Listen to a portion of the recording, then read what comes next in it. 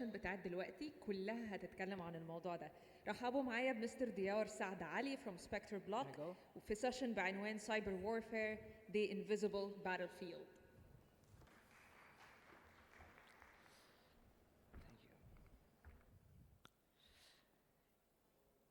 We are on the new war, and our enemies is hidden in the shadow of the internet. We cannot see our enemies, and we don't know why they attack us and why they choose us as a target. Assalamu alaikum. I am Dyar Saadi. Welcome to the cyber warfare invisible battlefield, where instead using tanks and jets, the codes our weapon are the complex algorithm. By the end of this presentation, we will deep into dive of the cyber warfare and understanding the impact of the cyber warfare and build the defenses. Because what we can see, we cannot protect it. Nowadays, the weapon is not a fire, it's not a jet, it's not a knife, it's a complex algorithm, it's a automated exploitation systems.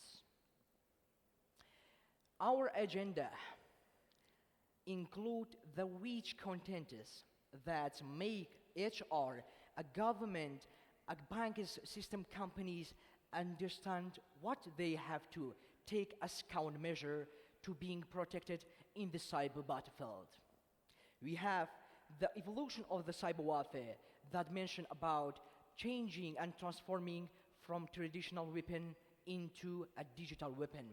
We are talk about the cyber warfare in an asymmetric vision and hyper warfare, also symmetric warfare.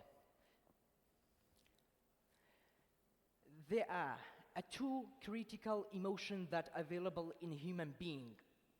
One of them is a fear, and the other one is a braveness. In both cases, human trying to use a weapon to defend and attack, and this weapon will change over time. If you already have the sword and knives, it's a good for the time, but then the military or strategic think it's not enough, then the tankers come into the battlefield. Then they feel the tank is not enough to destroying their enemies and defending as well. So the aircraft take control of the sky and attacking and destroying their enemies. But a lot of them take a lot of budget and to take the human dying. So they decided hide their enemies behind the keystroke, instead hiding behind the trees and grasses and the wall. We have the asymmetric warfare. We can mention asymmetric warfare as unbalanced war because one of side have the lessest power. It's true in a traditional physical war, but in digital warfare, it's a change and different. They are no stronger, they are no loser in cyberspace because one attackers can impact a different and huge damage on their critical infrastructure, on their industrial systems, on their banks, on their planes. So, in this attack scenario, it's not about exploiting unknown vulnerabilities. It is now using the open source toolkit that available from GitHub. It came to spreading a misinformation to change the psychological of the society. Let me give you a good story. If you back to 2017, there are protests in the South Korea. It's not because of a political idea. It's not about the economists. It's about a propaganda and misinformation warfare. So we have to understand until or if our enemies is a less smaller than us by resources, by capabilities, still they can make a big damage on the enemies.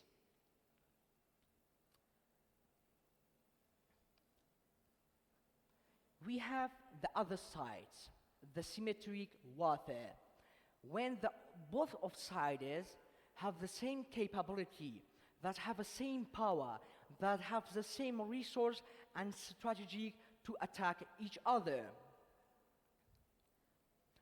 In the symmetric warfare, they are making a huge damage on each other because all of them have the same capabilities and same power to attacking and defend. We can have a country like a USA or Russia or China have the same capability to defending and attacking each other. The hybrid warfare. While as a human we are fighting, we are not only using our hands, we are using our legs, our head, and our mind to defeating our enemies. In a hybrid warfare, we have the same scenario. We use the bombs, use the signal intelligence, we use the blinding radar by electronic warfare. So, nowadays, we have many cases that relying on hybrid warfare. For example, if you back to the ISIS, Daesh terrorist time, they are not only using the normal attacking by AK-74, by Kalashnikov, by M4 or by TNT. They are trying to use a cyberspace to recruiting and hiring someone to make their grow. So they are relying to different stages and different layers to make them more stronger. So as a family at home, we have the conflict. Sometimes our mom build the beans, but our sister doesn't like it. So this conflict are shifted into digital battlefield. We have a great case for that. And you will remember that Sony directed a movies about Kim Jong-un, the North Korean leaders. The North Korea government warned the Sony, please remove these movies from the cinema or from online. But they did not. They make a huge conflict between the both countries. So the Sony has been breached by North Korean attackers, and the data published it on the internet. That's a cyber conflict. Maybe a militia or organization transfer their conflict into a digital battlefield because it is more easier to cover your tracks, to be hidden, and to doing impact damage on there. So we have the cyber geopolitics.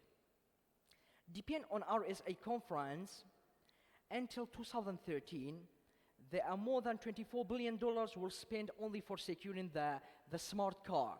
Because nowadays, the most of cars are connected to the internet and they are vulnerable into a cyber attack. As a government or as a company, as a military section, we have to take a more budget to protect our nation, protect our company, and protecting our government, our society against a cyber attack. Because the wars today is not only the traditional war, it's not only the jet, it's not only the fire and bullet.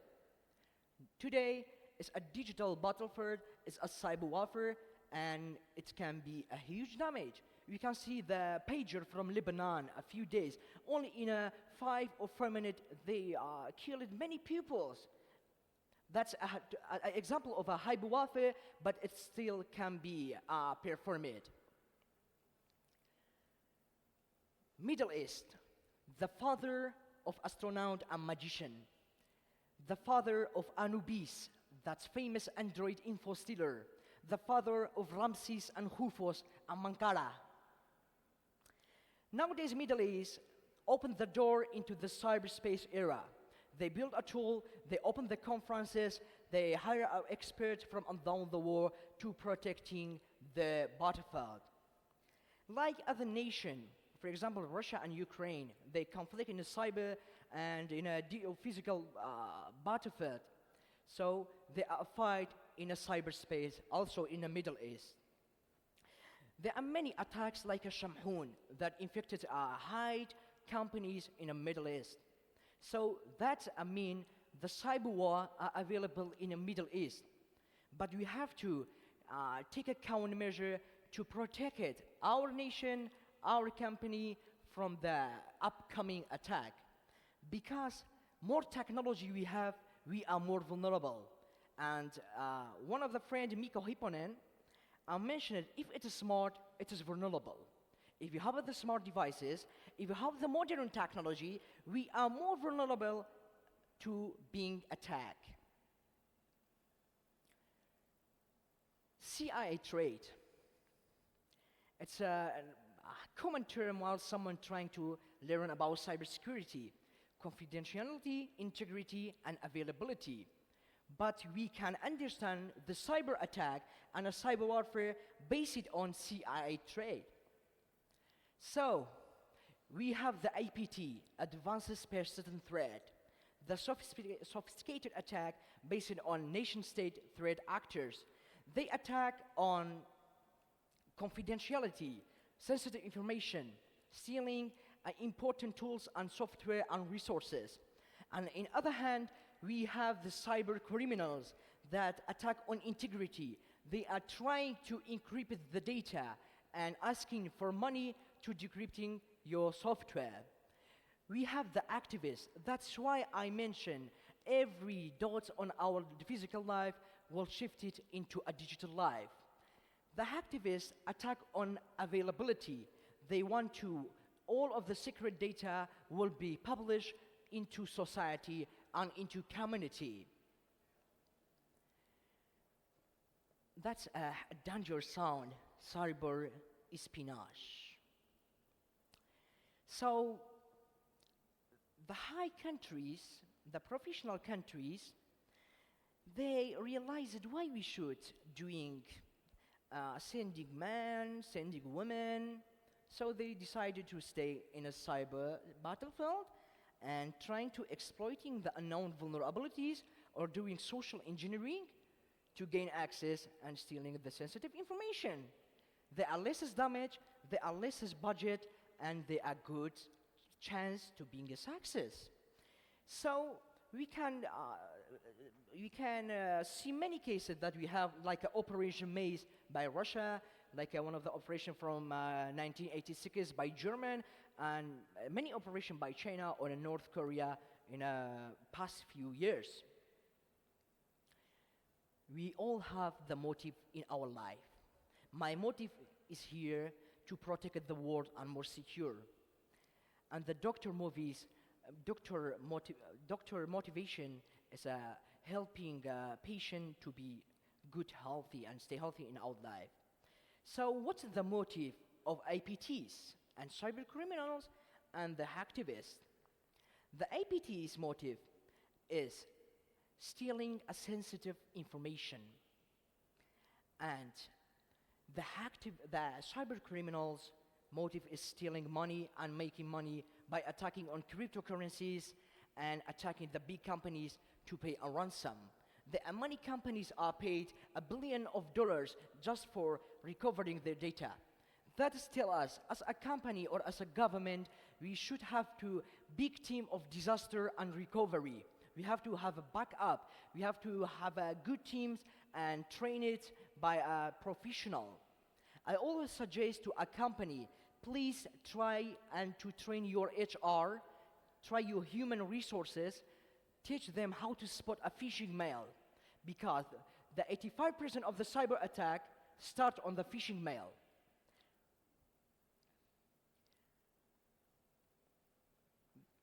Good. As I mentioned it before, every dot of our life is shifted into technology, and the cyber terrorist is a part of them. Fighting on the land by physical weapons, it can not be a big impact and put the less damage. So they start using a cyberspace to hiring a person into the member and building a tools and acquiring the tools, and at least in some time is accessing the sensitive information from a different government. The cyber terrorists have the technical magazine, have their own tutorial. In the old documents, they have a paper that teach their member how to use something like a backtrack, how to use the secure delete to covering your track, because they know if just by deleting your file from recycle bin, still your data are available from your computer. The tools. We need the tools of our life. Everything that makes life easier is a tool. Like this microphone, like this object, it's make our life easier. So, if the government or any kind of countries or any organization have the theoretical and strategical and technical knowledge, it is not enough, because without tools, they can go deep into depth of operation. If you have the 3 stages, like I mentioned before, strategic, methodology, and technical, it is not enough because you don't have the tool. And without the tool, you cannot go into the operation. And the operation is the final stage. So they are using the 0-day exploit, they are using the 1-day exploit, the end-day exploit, and they're relying on the info stealer logs. Imagine this one is a more easier. We have the cyber kill chain, reconnaissance and weaponization and delivery and installation, then exfiltration. But you know, if you fail in the delivery and installation, the cyber kill chain will be destroyed. It not work anymore. So why the cyber criminal spending a lot of money to building a malware, writing the phishing mails, doing some social engineering or sextortion like that? They go to the market and breach forms, get what they want. That's called traditional stuffing. And they relying on the data breaches. Thanks for government, Europol, that when foreign breaches will be open, they will take it down immediately because they contain a more sensitive data, more logos. And I think the domain companies, the companies who provide a domain, do not give the domains to the organization like that and try monitoring them to stay more secure. Everything have the future. Everything in our life have the future. Our child, our technology, and our economies. Cyber warfare is a part of them. I believe, as of my experience, in a few years later, the tools will be more automated, will be more professional, will be more easier to use, because it's a matter of time. In past, maybe they took a month just to penetrate in the network, but nowadays and in future, it maybe take only a few time to get what you want. Okay, when our child is not good in mathematics, we are asking and hiring the private teacher to our home to make our child more smarter than mathematics. The cyber mercenaries, the same idea and the same skill. Imagine if one country required to attacking another country, and those countries that want to attack don't want to be publiced. So there are many places that the country can hire the cyber mercenaries. They are professional, they have resources, they have a methodology to get what they want, and they're covering their trackers. The cyber mercenary is the very common nowadays, because I always mention it in a different conferences. You don't need to be a good professional attacker nowadays to get you what you want. You can't just hire them. You can't just acquiring them from hidden services, and maybe there are many forms out of there that people asking cyber mercenaries. So we have the APT. It's a stand for Advanced Persistent Threat. But in other hand, we have the new terms. It's called FIN, Financial Threat Actor. This one is mostly target the financial threat actor like a bankers or crypto currency or stock exchange. I have the real case example for that. In North Korea, we have the Lazarus and we have the Kimsuki. So, many people may think the Lazarus is APT, but that's not correct. The Lazarus is a FIN, financial threat actor, because it's mostly focused on stealing money from other banks and laundering them to North Korea. But the Kimsuki, it's advanced persistent threat and stealing the intellectual properties and sensitive information to doing their cyber operation. Maybe some people say the Egypt pyramid is the only pyramid, but it is not. We have the famous info stealer malware called the Anubis. It's an Android info stealer. We have the panda, we have the turtle, we have the medusa, we have the snake, and we have the bear. Each of the names have their mythic and have their philosophy and have their capabilities. And we have the same tools that came from old god of old Greek, like Zeus. And we have this cyber operation by name Triton. Triton is a god of sea in old Greek. So it's not only the logo, it's the myth, it's a mystery, it's a messages to their country and their target. Assalamu alaikum wa rahmatullahi wa barakatuh wa akhir da'wahum alhamdulillahi rabbil alamin.